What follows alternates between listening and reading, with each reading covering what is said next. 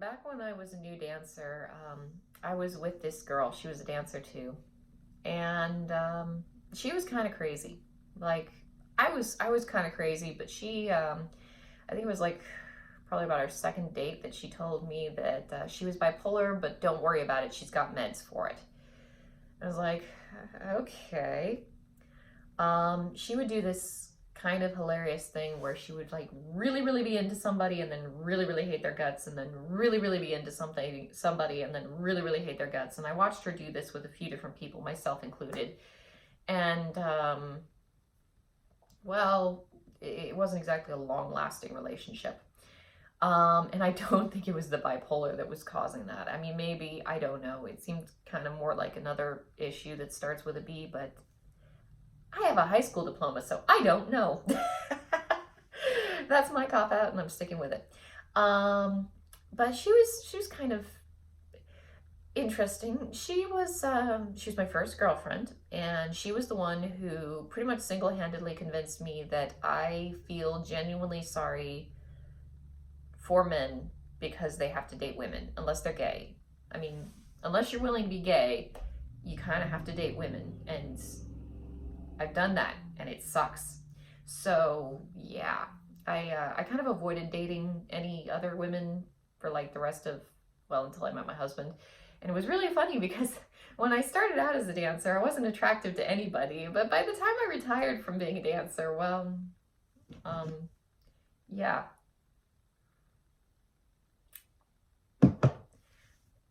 Anyway, this girl, she had like two kids. I don't know who their father was. I don't know.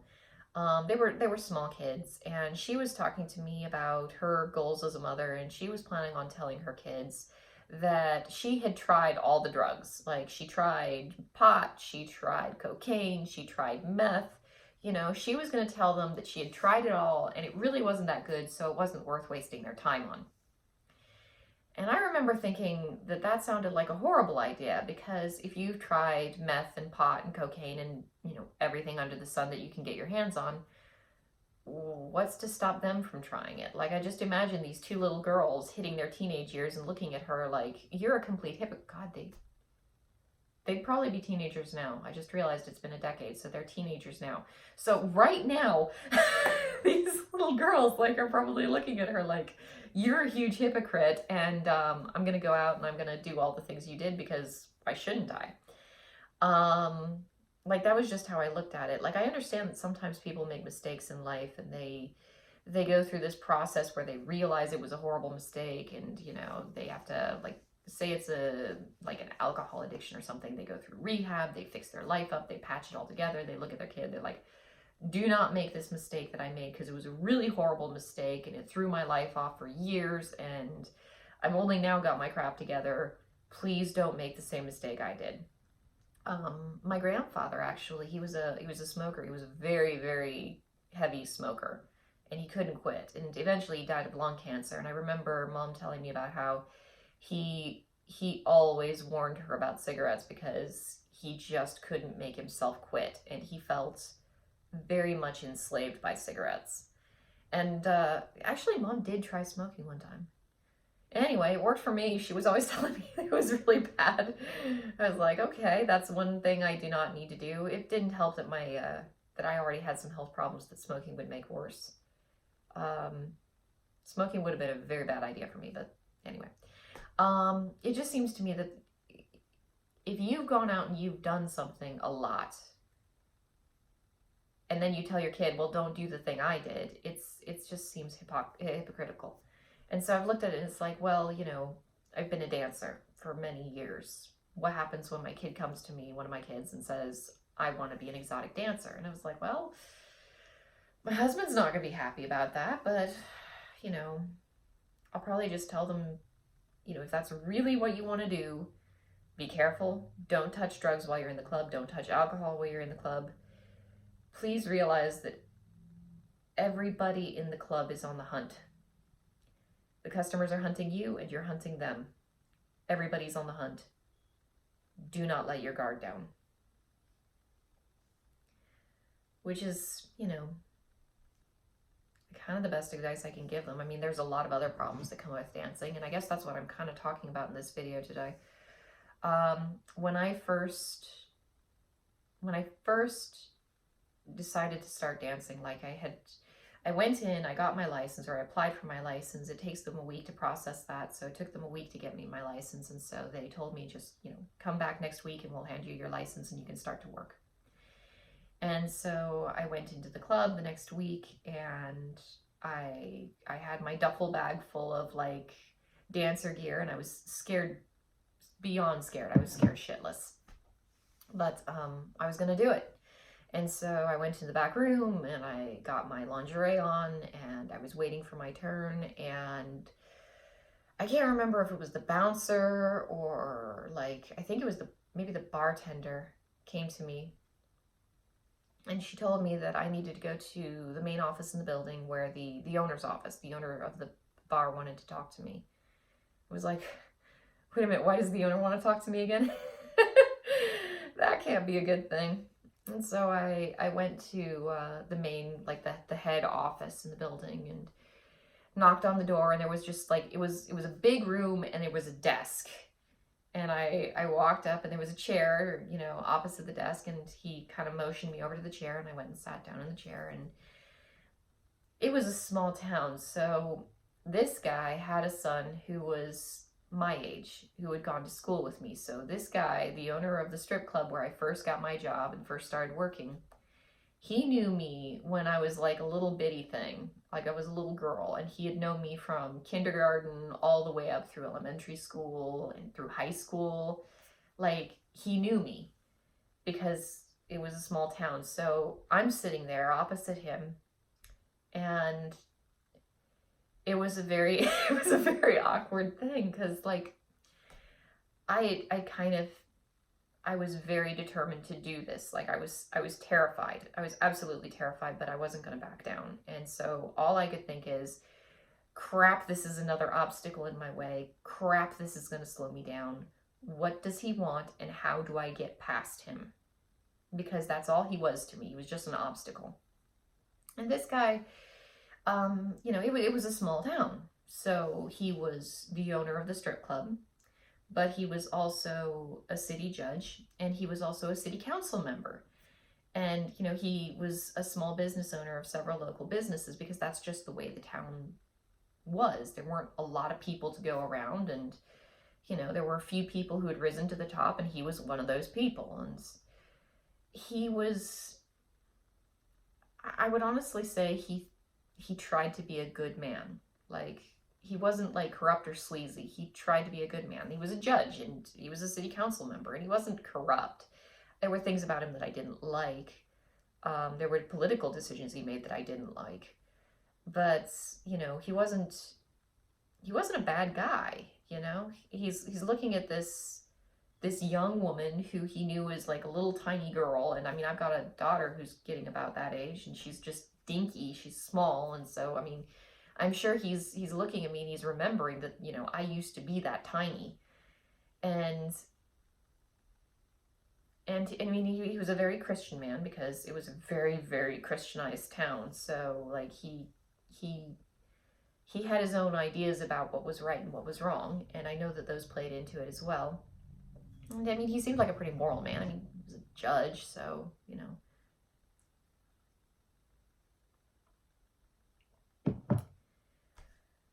And I can't remember exactly the entire conversation, but I do remember most of it. I can't remember exactly how he started out, but he asked me a series of questions, and one of them is, do your parents know that you're here?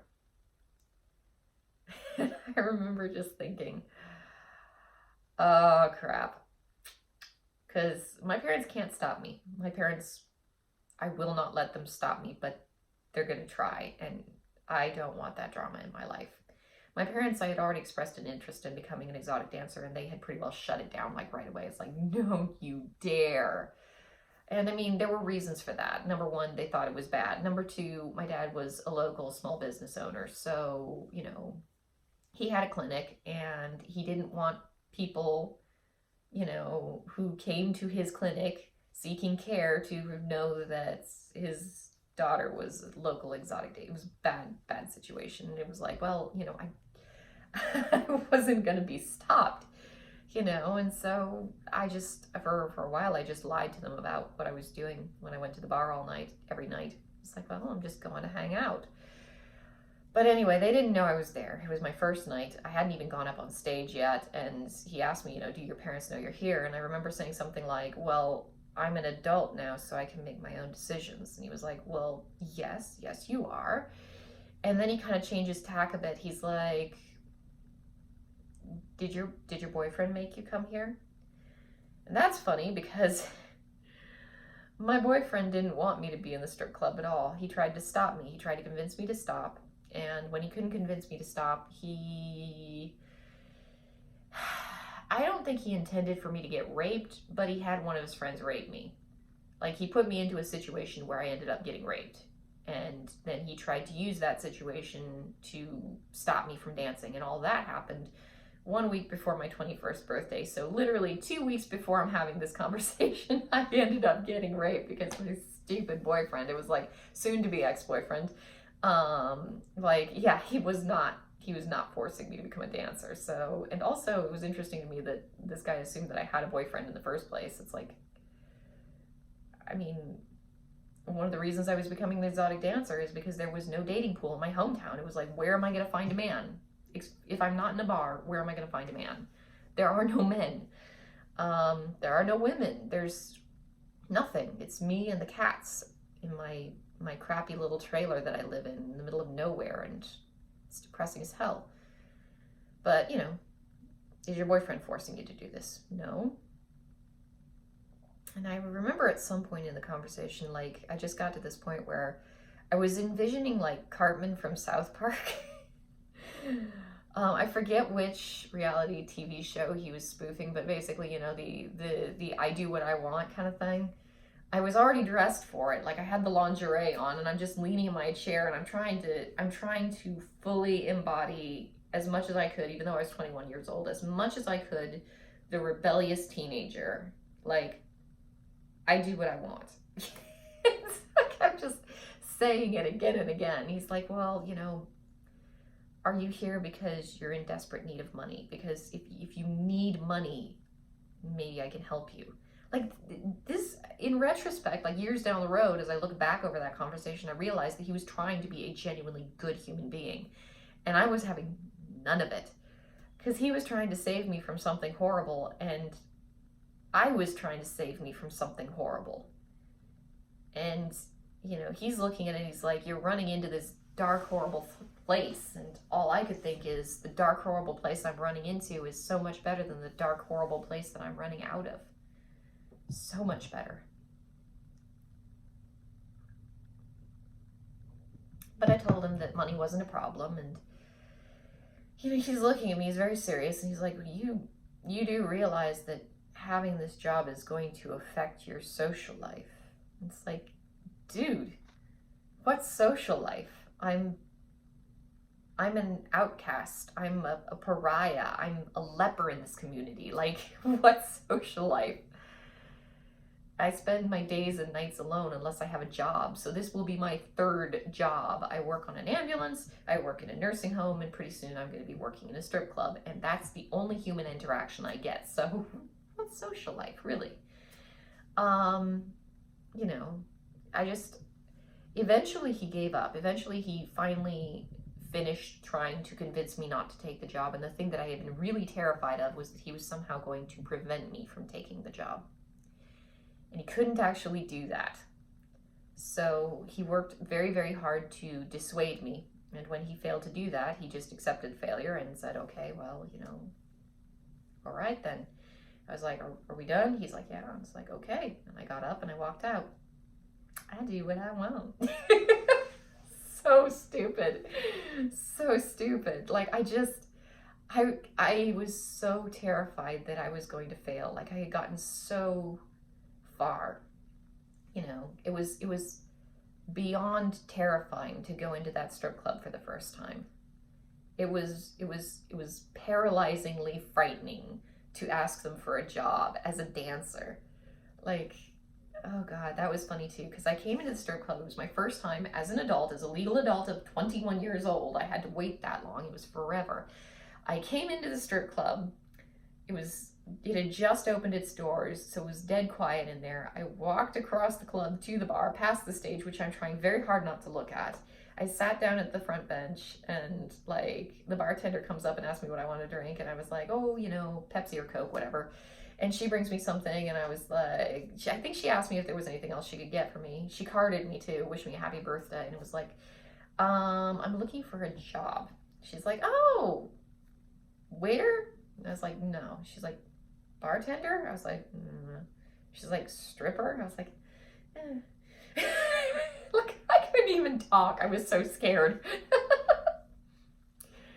And so, I mean, my first night at the club, like I remember I was sitting at the very back of the bar, because it was this a big square bar. Like most of it was bar. There was a little teeny stage, and there was a little teeny set of pool tables, and there was a little teeny like card table, but I mean, most of it was just bar.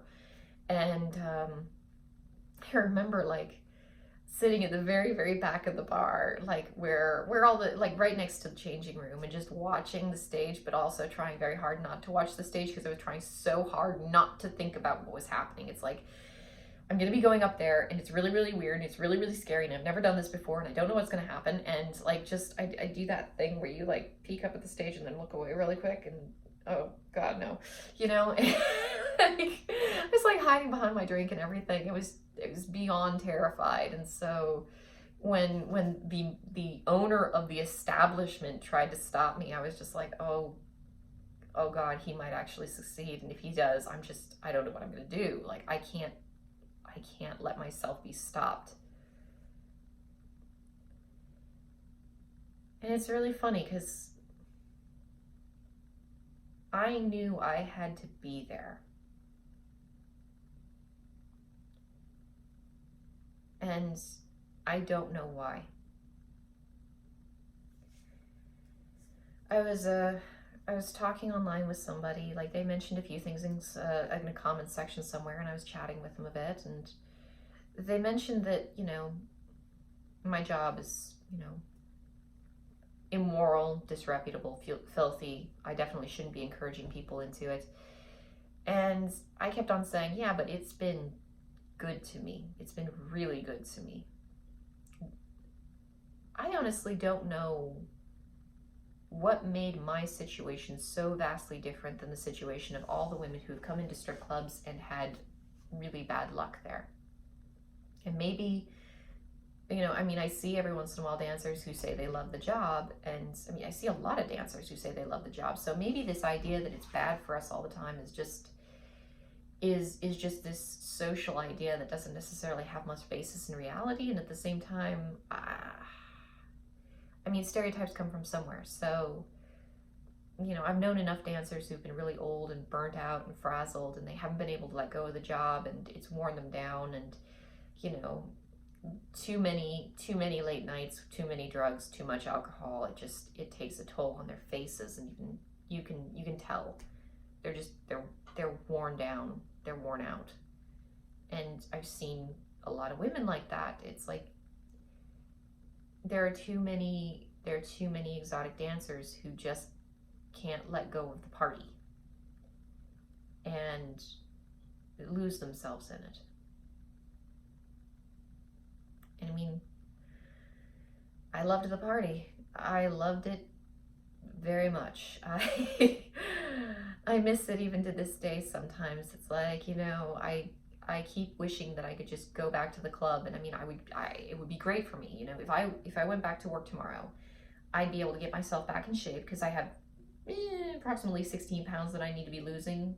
Like, I gained an extra 10. I was just struggling with that extra 6, like, ugh, this is nasty. Then I gained 10 because I was really stressed out, and then it was like, oh, okay, I feel large.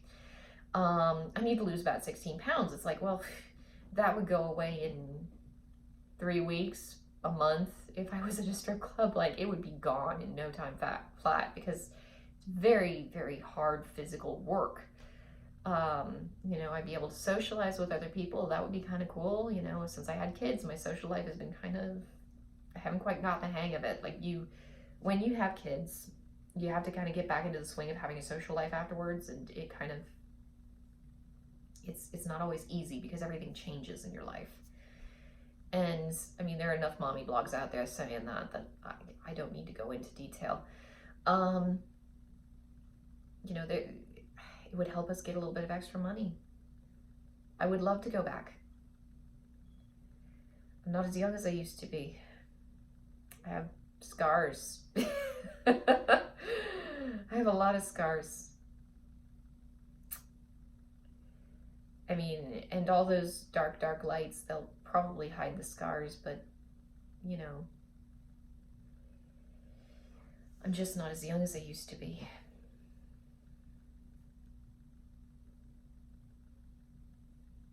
I'm trying really hard to accept that with some dignity, and also to get myself back into shape, because I really don't care how old I am as long as I got a lot of muscle mass.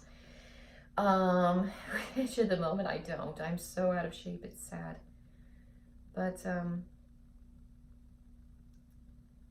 I don't know, even with what time I spent in it, I can't convince myself it was a bad thing. It was, I mean, I look at how much of a mess I was when I first went in there, and I was a mess. Like, I was alive. I was alive, and I was all levels of screwed up. And, I mean, I was barely functioning. I mean, I had a job, and I couldn't manage a social life for myself. There was no way I was ever going to get married.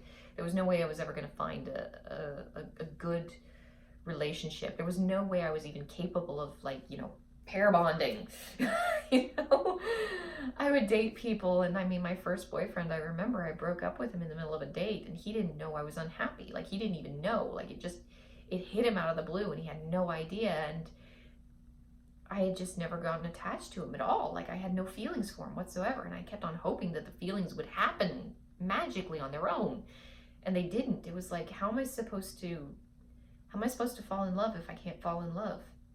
How am I supposed to get married if I can't do any of that stuff? How am I supposed to have a family? How am I supposed to have kids? How am I supposed to have a normal life? Like, anything resembling a normal life. I'm not capable of it. This is horrible. And I mean, I look at all the things in my life that I fixed in strip clubs. The awkward social issues, finally meeting men who were available and, not exactly attractive, but eventually I did meet my husband. Gaining the ability to leave my hometown, which I had no other way to leave.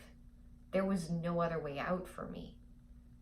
I didn't exactly expect a strip club to be my way out, but once it presented itself as a way out, it was like, well, here we go. I can get out.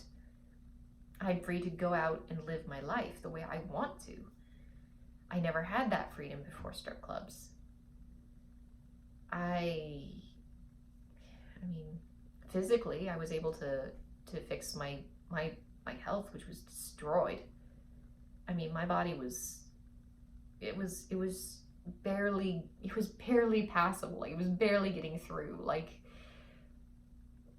I was so weak, and I was such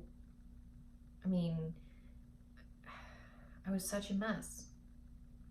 I was such a mess, and I came crawling through the front doors of a strip club, and it was like, it was some sort of last ditch effort to fix myself, because there were so many things about me that were so broken that I didn't know how to piece myself back together again. I didn't know if I had ever been pieced together in the first place. Everything went bad when I was so young. It was like, did I ever really, cohese into a person? It's funny because, like, I tried to tell people back when I was young, I tried to explain to them, like, I'm not human. I tried to explain this to people, and they would stop me, like, oh, honey, of course you're a human being. I was like, no, I'm an animal. I'm not a human being, I'm an animal. And the reason I'm an animal is because you wouldn't let a human being go through the things that I've been allowed to go through. You wouldn't let a human being experience the kinds of things that I've experienced. You wouldn't let a human being sit on the verge of death the way I've been allowed to sit and just struggle along on their own with every chance that they might just not make it through. You don't do that to a human. You do that to an animal. You know, oh crap, you know, I forgot to feed it. I forgot to give it water. I left it out in the hot sun and now it's dead. Get a shovel, we'll bury it in the backyard. Nobody cares. It's horrific and it's inhumane, but nobody cares. You do that to a human being, well, maybe somebody cares. Like, okay, you got a dead kid. What happened? But nobody cared, you know? So I grew up and I had to make the world make sense when I was a kid, because I lived in the world. I had to make sense of it all. And so it was very, very easy. Everyone else around me is human and I'm an animal and everything makes sense. And then I hit adulthood and it's like, well, the good news is I'm free from the school system. The bad news is I'm free from the school system and now I'm responsible for myself, and I really don't know how to handle that. And that's a problem. So I have to reassess my understanding of the world. I need to stop being an animal and I need to become human. And the strip club is where I became a human being. Like, I remember the nights that I would be dancing. The one night in particular, I had broken up with my asshole boyfriend who got me raped, and I was like, I went into the club and I was like, screw it, I'm going to have a good time. And I did. I had a great time. I danced around naked in front of a big crowd of screaming, cheering people who were throwing money at me, and I think that was the point. I mean, that was the point where I finally stopped hiding. I looked at it and it was like, well, I'm on stage. I'm supposed to have some sort of stage persona. I'm supposed to pretend that I'm somebody. I'm supposed to make a fake name for myself and make a fake personality that I'm going to have. And supposedly this fake person's going to be really sexy. Why don't I just relax and stop hiding and just be myself for a change? You know, stop worrying that someone's going to, you know, hit me if I say the wrong thing. Stop worrying that someone's going to scold me for acting too much like myself, because that's not an okay thing. Why don't I just be me and see what happens? I'm on stage. It's an act, right? They don't know that I'm not acting. And so I went on stage and I just existed. And it was so amazing to just take off the mask and be. And I made a lot of money that night. I also made out with like with every girl that was dancing that night. It was a good night. Yeah, it was a good night. But yeah, I mean, I don't know where else in the world I could have had that kind of an experience. I mean, it was a magical experience. I had never felt safe just being myself. You know, as you get older and, you know, there are things about you that you're not allowed to be in public. You know, you're not allowed to, you know, and some of it makes sense. It's like, you're not allowed to hit people. Okay, I get that. You're not allowed to like blow your nose into your hand. I get that. You're not allowed to pick your boogers in public. I get that. You know, there are things that you're not allowed to do in public that you shouldn't be doing in public. Like, I get that, you know. You're not allowed to masturbate in public. Like, that's kind of one of those things. Like, some people need to be told, I guess, but generally, like, you know that that's not an okay thing to do. But then there are all the other things that you're not allowed to be in public that aren't bad things. It's just, it's not okay where you might be growing up. And for me, it was like a million little things. And I can't remember all of them, because it's been a decade. But, you know, don't use big words. People don't understand what you're saying. Don't use big words. Okay. You know, I had to go to a bar to learn how to talk. Like, literally, I had to go to a bar to learn how to talk, because I didn't know how to swear in public. I didn't know how to swear, like, in conversation. Like, that was always forbidden, so don't swear, don't swear. Well, everybody around you swears, so you gotta learn how to say fuck once in a while. You know, I had to learn how to use normal words, and I had to learn how to make normal words flow freely off my tongue. Like, otherwise it was awkward and jolting when I tried to talk, because I was trying to substitute the big words in my head with smaller words. And sometimes I couldn't find a substitute fast enough. And so then I'd be sitting and pausing and thinking for a while. And I mean, I remember when I started dating the alcoholic, I would do that, where I was trying to organize my thoughts into some sort of word thing and then just throw them out at him. Like, okay, how do I actually say what I'm thinking? It's like, I have no idea. If you watch my earlier videos, you probably noticed that I'm still not particularly good at saying what's on my mind or saying what I think. I try to get back into using, you know, bigger words just because I miss them, but I'm so out of practice. It's like, okay, I know the big words, but I can't string them together fast enough to actually speak well. Like, you get out of practice, and it's been a decade, so yeah, bar speak it is.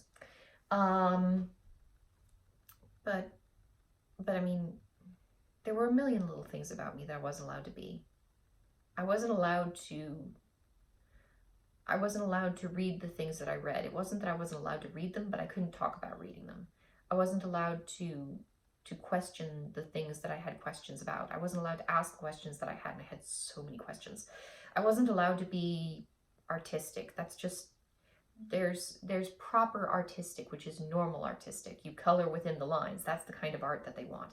The thing about artistic people, I think, though, is that they really, really aren't very good at coloring in the lines unless they drew the lines themselves.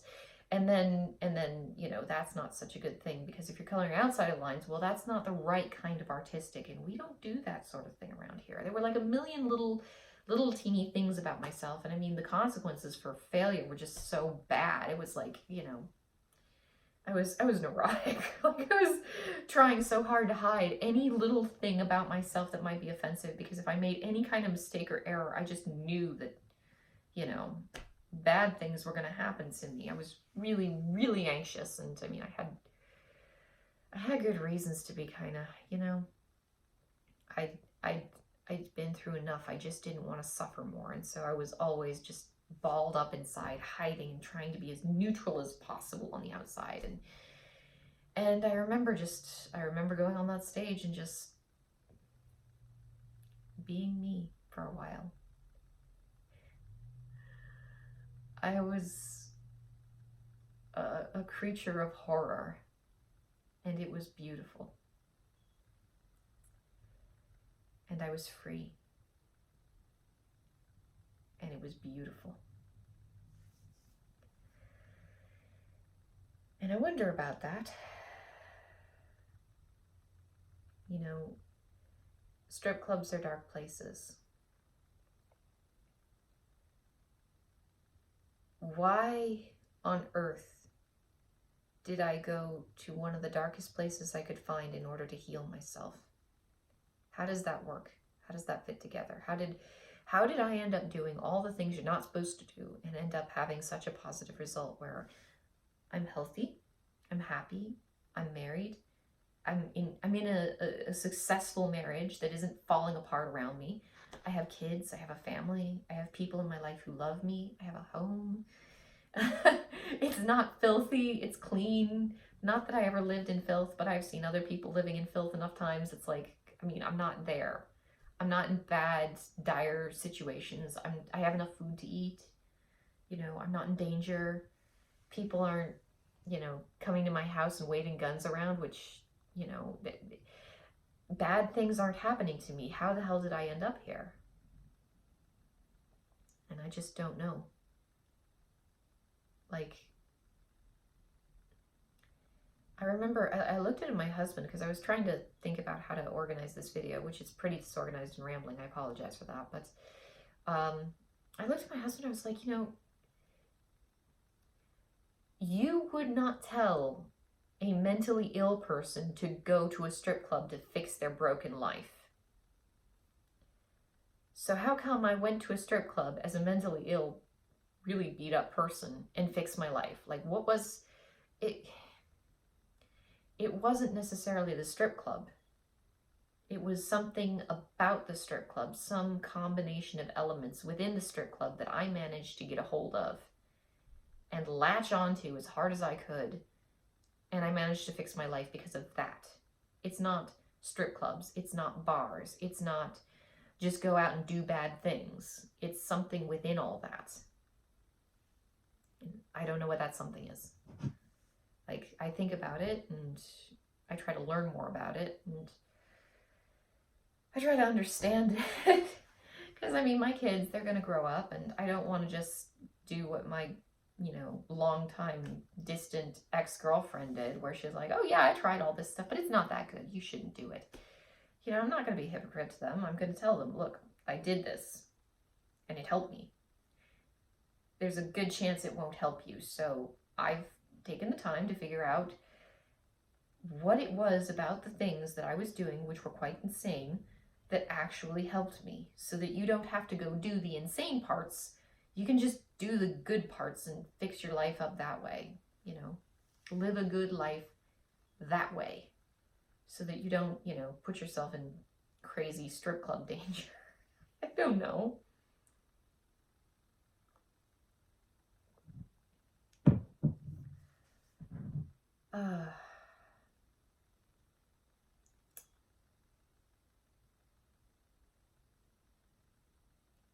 I can't regret what I have done.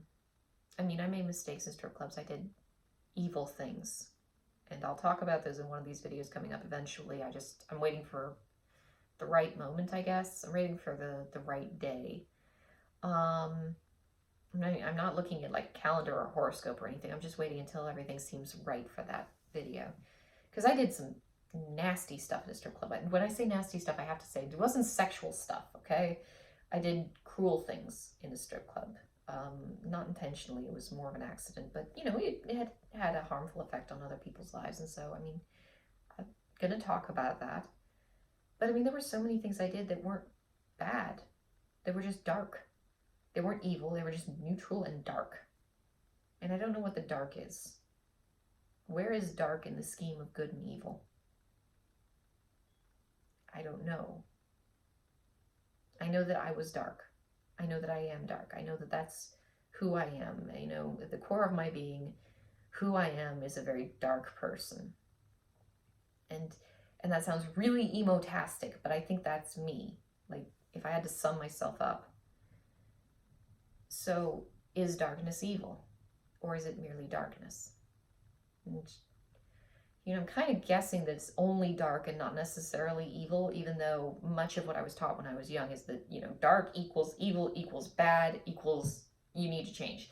My life looks like a Norman Rockwell painting. I'm pretty sure that dark doesn't necessarily equate evil.